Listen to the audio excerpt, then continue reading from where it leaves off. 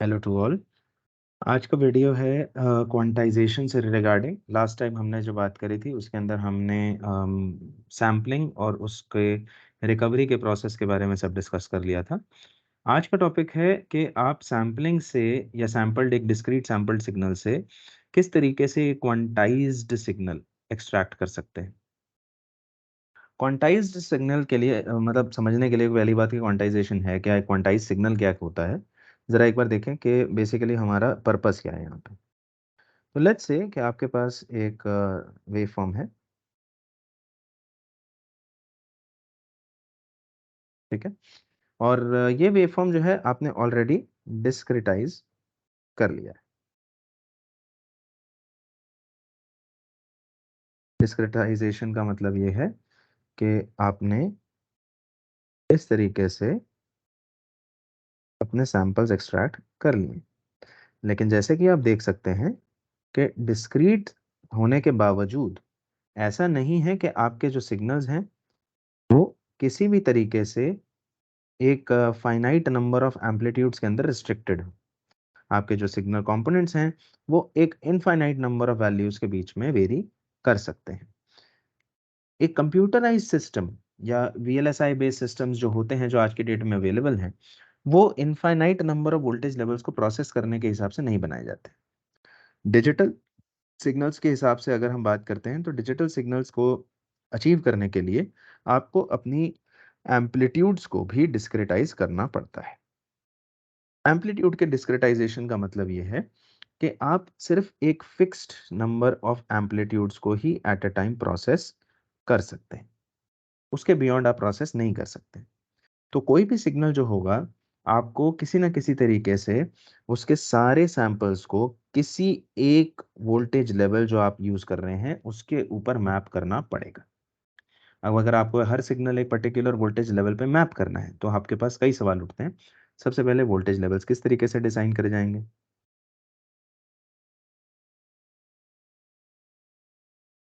दूसरा सवाल आता है कि मैपिंग की टेक्निक क्या होगी। मैपिंग की टेक्निक भी मल्टीपल हो सकती हैं, ठीक है। तो हमारे पास बहुत सारे तरीके के सवाल उठते हैं।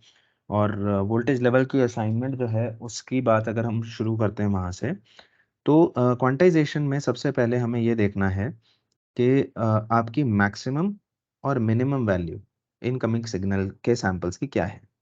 लेट्स से आपके पास ऑलरेडी एक डिस्क्रिटाइज सैंपल एक्सएन है, ठीक है। आप एक्सएन के बेसिस पे बात कर रहे हैं और आप सबसे पहले ये पूछ रहे हैं कि भाई ये बता दीजिए आपका वी मैक्स क्या है और वी मिनिमम क्या है। दूसरा जो पैरामीटर आपको डिफाइन करना है वो ये है कि हमारे कितने नंबर ऑफ वोल्टेज लेवल्स आपको चाहिए। तो एल जो है ये भी एक डिजाइन पैरामीटर है कि टोटल नंबर ऑफ सैंपल्स आपको एल चाहिए कितने। अब अगर मेरे पास ये तीन पैरामीटर्स डिसाइड हो गए हैं कि मेरी मैक्सिमम वैल्यू क्या है, मेरी मिनिमम वैल्यू क्या है और total number of voltage levels आपको क्या चाहिए, तो अगर मैं वोल्टेज लेवल्स के डिस्ट्रीब्यूशन को यूनिफॉर्म रखता हूँ, यानी कि इसे यूनिफॉर्म क्वांटाइजेशन कह देते हैं, यूनिफॉर्म स्प्लिट रख रहा हूँ, तो मैं स्टेप साइज यानी कि दो वोल्टेज लेवल्स के बीच का सेपरेशन इस तरीके से निकाल सकता हूँ कि delta will be equal to V max minus V min divided by L, ठीक है। तो मेरे पास किन्हीं भी दो जो आपके वोल्टेज लेवल्स हैं उनका सेपरेशन क्रिएट हो जाएगा कि डेल्टा के सेपरेशन से मैं कोई भी वोल्टेज लेवल्स असाइन करता चला जा सकता हूँ। अब एक बारी अगर मेरे पास ये एस्टैब्लिश हो गया है कि भैया डेल्टा का स्टेप साइज होना चाहिए, अब ये डिसाइड करना चाहिए हमें कि हमारी मैपिंग टेक्निक क्या होगी। तो मैपिंग टेक्निक जैसे मैंने कहा दो तरीके की हो सकती हैं। मैपिंग टेक्निक जो है एक है ट्रंकेशन और दूसरा है राउंडिंग।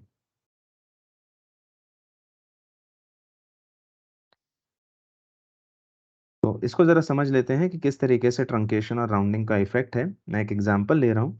लेट्स से कि मेरे पास वोल्टेज लेवल्स हैं 3, 2, 1, 0, -1, -2 एंड -3। अब कहिए, यूं समझ लीजिए कि आपके पास एक वोल्टेज लेवल आया है यहाँ पे, जिसकी वैल्यू है 0.82। ट्रंकेशन ये करेगा कि भाई 0.82 में से जितना भी ये लास्ट वैल्यू है इसे हटा दो, और जो लास्ट वोल्टेज लेवल इससे पहले आया है वो दे दो, यानी कि this will be mapped as 0। If there is a value like 2.5, then that will be mapped down to 2. Okay, I'll just use a different color to indicate the values that the quantizer is giving in case of truncation. And similarly, if there is like 1.1, then quantizer will just bring it down to 1. So this is down to 2 and this is down to 0. Rounding, on the other hand, if I choose a different color for rounding, let's say green. So rounding, on the other hand, will look what value is the system the nearest to. So if it is larger than 0.5, what you do is you go up, otherwise you go down. So that means with rounding, the voltage level for the same cases will be 1. If it is, let's say 2.5 and above, so this will be 3. And 1.1 of course will be the same case, because 1.1 will go down. So truncation and rounding are different in this way. It is obviously possible to arrange an example in which we can show that truncation has comparatively much larger noise, or what we can call as a system of error. This brings us to a point where we can actually talk about error. So truncation is not used because it has high quantization error.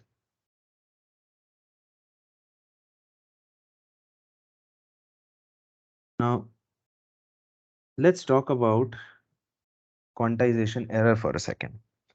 It is quite evident that अगर मैं एक sample set को एक quantized set of samples के अंदर break down करूंगा, तो हमेशा मेरी इंफॉर्मेशन जो है उसके अंदर कहीं ना कहीं कोई लॉस तो आएगा ही आएगा, जिसका मतलब ये हुआ कि मेरी इंफॉर्मेशन कभी भी एग्जैक्ट वैसी नहीं होगी जैसी मैंने भेजी थी, हमेशा एक एस्टिमेट होगा।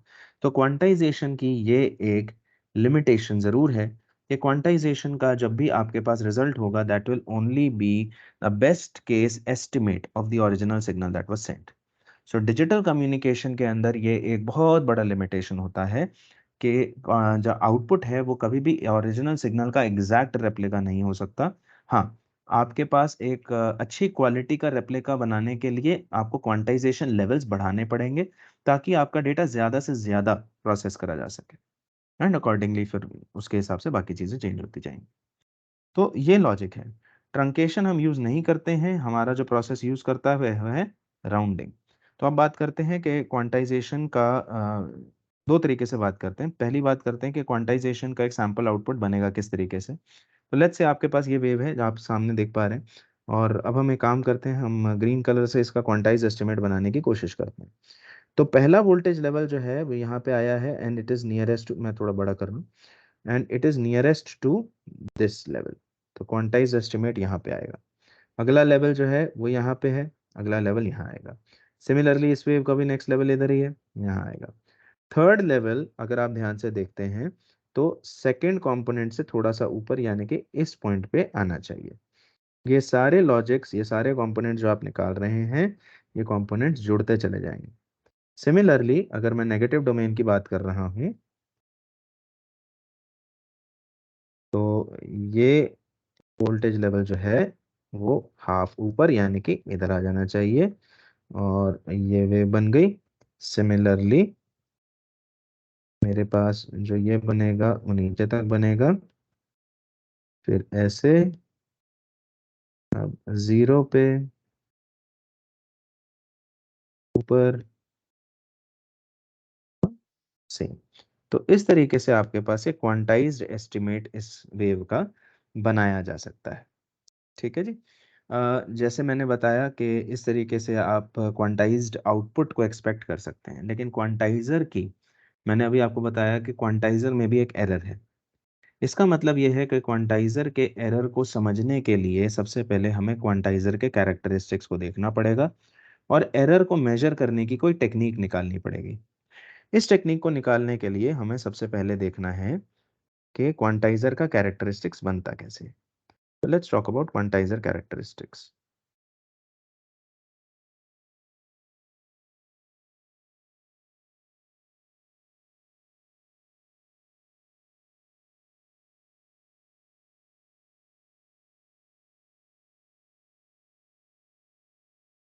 जब भी आप किसी सिस्टम किसी फंक्शन के कैरेक्टरिस्टिक्स की बात करते हैं, कैरेक्टरिस्टिक फंक्शन हमेशा इनपुट और आउटपुट के अगेंस्ट बनाया जाता है। तो इनपुट और आउटपुट के बीच में अगर आप बनाने जा रहे हैं तो सबसे पहले आपको मार्क कर लेना है आपके Vmax और Vmin की वैल्यूज।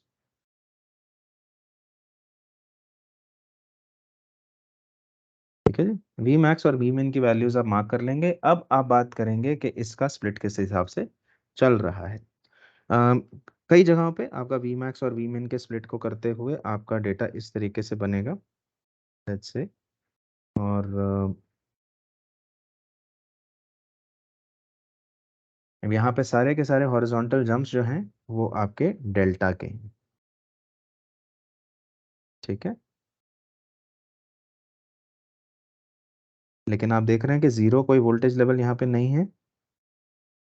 तो जीरो वोल्टेज लेवल ना होने की वजह से मेरे पास एक पॉइंट आ जाता है कि यहाँ पे हम किस तरीके से इसको कैटेगराइज कर रहे हैं। तो जीरो यहाँ पे वोल्टेज लेवल मैंने इंटेंशनली नहीं बनाया, एक टाइप का क्वांटाइजर होता है। और अगर मैं इसे ध्यान से देखूं तो आप यूँ समझ सकते हैं कि अगर मैं रादर वापस थोड़ा सा ऊपर आऊँगा इसको समझाने के लिए। अगर आप इसे ध्यान से देखते हैं तो जीरो और वन के बीच में अगर मैंने 0.5 रखा है तो 0.5 के ऊपर कुछ भी जो है वो वन बनेगा, 0.5 के नीचे कुछ भी है तो वो जीरो बनेगा। सिमिलरली अगर मैं स्टोरी यहाँ पे निकालूं और -0.5 के बीच में करूं तो 0.5 के ऊपर कुछ भी जीरो बनेगा और 0.5 के नीचे कुछ भी जो है वो वन बनेगा। यानी कि जो जीरो वोल्टेज रिप्रेजेंटेशन है, जो ये जीरो लेवल है, ये 0.5 से -0.5 के बीच में सारे वोल्टेज लेवल्स का रिप्रेजेंटेशन स्ट्रक्चर हुआ। सिमिलरली आपका 1.5 और 0.5 के बीच के जो भी इंफॉर्मेशन है वो वन से रिप्रेजेंट करी जाएगी। सिमिलरली 1.5 और 2.5 की रिप्रेजेंटेशन जो है वो टू से करी जाएगी। ये सारे के सारे सिस्टम जो है ये एक होल नंबर के हिसाब से करे गए थे एग्जाम्पल के तौर पे। अगर आप इन सबके साथ में एक डेल्टा एसोसिएट कर देंगे तो ये वैसे का वैसा फंक्शन बन जाएगा जो हम यहाँ बनाना चाह रहे हैं। ध्यान दीजिए कि ये इनपुट की एक्सिस है, इसका मतलब है कि जो वहां पे वाई एक्सिस थी वो यहाँ पे एक्स एक्सिस है। तो anything between delta by two to minus delta by two is here represented by a voltage level 0. Similarly, between delta by 2 and 3 delta by 2 is represented by plus delta. Similarly, anything between minus delta by 2 to minus 3 delta by 2 is to be represented as minus delta and so on. यानी कि ये characteristic function जो आपका बनेगा ये एक stair case characteristic function के तौर पे चलता चला जाएगा। ठीक है, अब ये जो फंक्शन है क्योंकि ये बीच में फ्लैट है, जीरो पे इसकी वैल्यू जो है वो फ्लैट है और स्टेयर केस का जो फ्लैट पोर्शन होता है उसे ट्रेड कहते हैं। तो इस टाइप के क्वांटाइजर को मिड ट्रेड क्वांटाइजर कहा जाता है। इसी में एक दूसरी टाइप की बात करेंगे और यूं समझिए कि आपके पास एक ऐसा कॉन्सेप्ट है,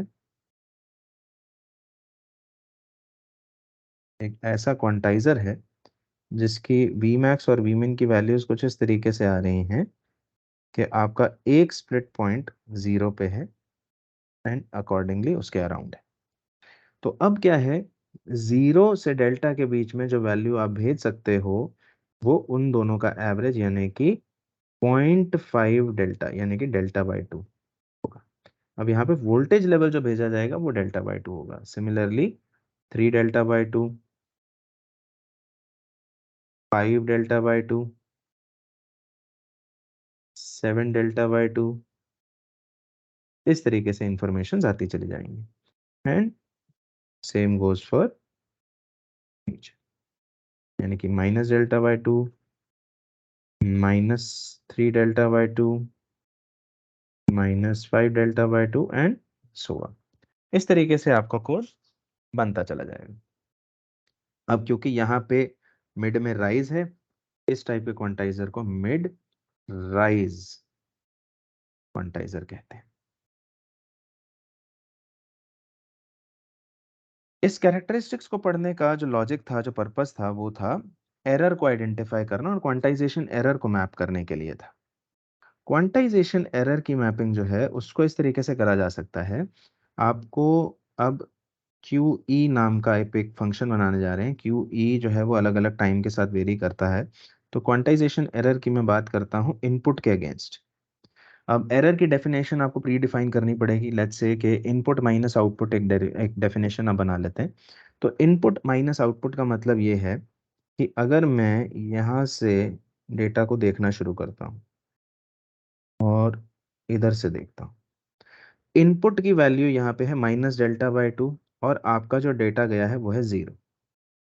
ठीक है, तो इनपुट माइनस आउटपुट हो गया -डेल्टा/2 -0, यानी कि -डेल्टा/2। सो इनपुट माइनस आउटपुट पे -डेल्टा/2 वो पॉइंट है जहाँ पे मेरा एरर एग्जिस्ट कर रहा है, जहाँ पे मेरा ये पॉइंट जो है -डेल्टा/2 है। सिमिलरली अगर आप जीरो की पोजीशन पे देखते हैं, तो जीरो की पोजीशन पे एरर है 0 - 0, यानी कि ये है 0। तो ये पॉइंट भी आ गए। और थर्ड केस है जब मेरे पास डेल्टा/2 है आउटपुट, डेल्टा/2 है इनपुट और आउटपुट अभी भी 0 है, तो एरर है डेल्टा/2, यानी कि यहाँ पे। तो +डेल्टा/2 के ऊपर आउटपुट है +डेल्टा/2, -डेल्टा/2 पे आउटपुट यहाँ पे। इन तीन पॉइंट्स को अगर मैं ज्वाइन करता हूँ तो इस तरीके से मेरे पास मेरा पहला ये क्वांटाइजेशन एरर का एक ग्राफ बनता है। सिमिलरली जब आप डेल्टा/2 और 3 डेल्टा/2 के बीच में प्लॉट करेंगे, आप नोट करेंगे कि ये ग्राफ अभी भी एक -डेल्टा/2 से डेल्टा/2 के बीच में वेरी करेगा। सिमिलरली अगले केस में भी, सिमिलरली अगले केस में भी एंड बाकी सारे केसेस में भी आपका ग्राफ इसी तरीके से वेरी करता है। तो क्वांटाइजेशन एरर जो है वो एक सॉ टूथ कर्व के तौर पे चलती है, यानी कि उसकी वैल्यू हमेशा सिर्फ -डेल्टा/2 से +डेल्टा/2 के बीच में वेरी करेंगे। अब कम्युनिकेशन इंजीनियरिंग में आपको नॉइज़ की जो प्रोबेबिलिटी का लॉजिक है उसी के बेसिस पे उसकी नॉइज़ निकलेगी। तो आपकी जो एक एनालिसिस का एग्जांपल हम ले लेते हैं कि let's say assume that your signal was uniformly distributed. If the signal was uniformly distributed that means a quantization error has a uniform distribution in the range of -delta/2 to delta/2. If this is the case, we already know that for a uniform distribution, the DC value of such a process is the mean value Qi bar or expectation of QE, which will be the lower limit, the upper limit plus the lower limit divided by 2. If so, for uniform distribution UAB, distributed UAB, we say that this is B plus A/2. The DC power QE bar square is of course equal to B plus A whole square by 4. AC power is sigma QE square, which is equal to Q E square bar minus QE bar square. And as it turns out, this is B minus A whole square divided by 12. This is an already established result. And of course, the AC power and the total power is QE square bar is essentially equal to, um, if you do that calculation, it turns out to be A square plus B square plus AB divided by 3. Now, once we have all of this established, all we require to do is just take out these particular values और हमारे पास QE के results जो हैं उसके basis पे मेरे पास एक quantization noise की एवरेज पावर निकल के आ जाएगी। तो आप जब निकालते हैं सबसे पहले आप देखेंगे कि क्वांटाइजेशन नॉइज के लिए जो DC वैल्यू है that will turn out to be delta by 2 plus minus delta by 2 whole by 2, which means this is equal to 0. Similarly, QE bar square will turn out to be 0. This will turn out to be delta by 2 minus delta by 2 whole square divided by 12, and in turn comes out to be delta square by 12. And similarly, we can observe that this also comes out to be delta square by 12. That means that quantization noise can effectively be summed up as, why are we calling it noise? Because this is the only kind of problem that you are facing in the signal. Channel की noise तो आपको कभी भी परेशान करेगी नहीं क्योंकि regenerative repeating आपके पास है। तो कॉन्सेप्ट ऑफ नॉइज जहां तक सिग्नल के ऊपर आने का सबसे बड़ा चांस है वो आपका क्वांटाइजेशन से आने का ही सबसे बड़ा कैपेसिटी है। तो चैनल नॉइज जो है, बेसिकली क्वांटाइजेशन नॉइज जो है, उसी के बेसिस पे एक ट्रांसमीटर का SQNR यानी कि सिग्नल टू क्वांटाइजेशन नॉइज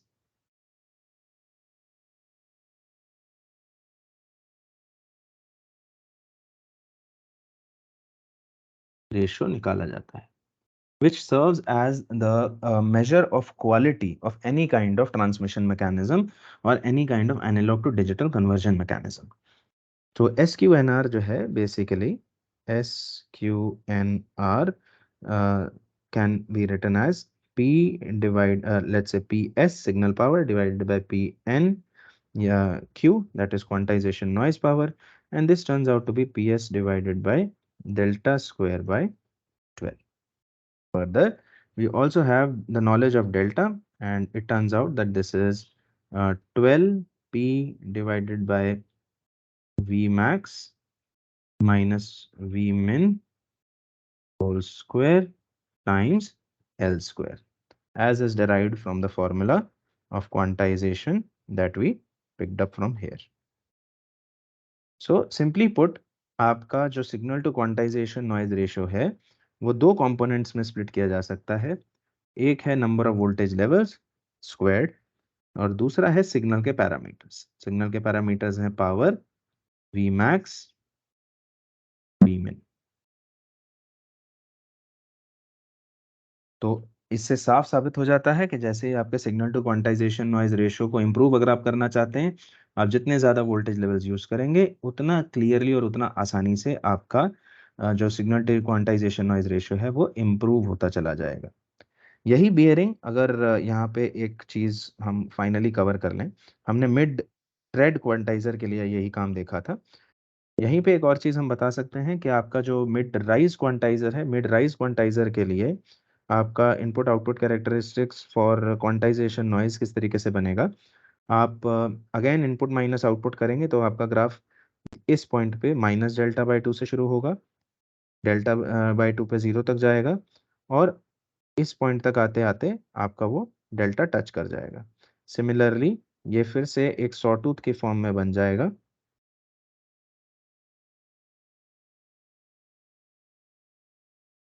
और ये सॉटूथ जो है अभी भी माइनस डेल्टा बाई 2 से लेकर के डेल्टा बाय 2 तक ही वेरी करेगा और सेम एनालिसिस जो हमने नीचे किया है वो इसके लिए भी वर्क करेगा। इसीलिए क्वांटाइजर का टॉपिक यहाँ पे हम रोक सकते हैं और यहाँ से हमें क्लियर हो जाता है कि एक यूनिफॉर्म क्वांटाइजेशन का प्रोसेस किस तरीके से चलता है। अगले सेशन में बात करेंगे एन्कोडिंग प्रोसेसेस की और देखेंगे कि एक एन्कोडेड प्रोसेस का बेसिक का मतलब क्या है, आपके क्वांटाइजेशन लेवल्स को किस तरीके से डेटा असाइन किया जाता है, किस तरीके से पल्सेस में भेजा जाता है और उसके इम्प्लीकेशंस क्या होते हैं। Thank you.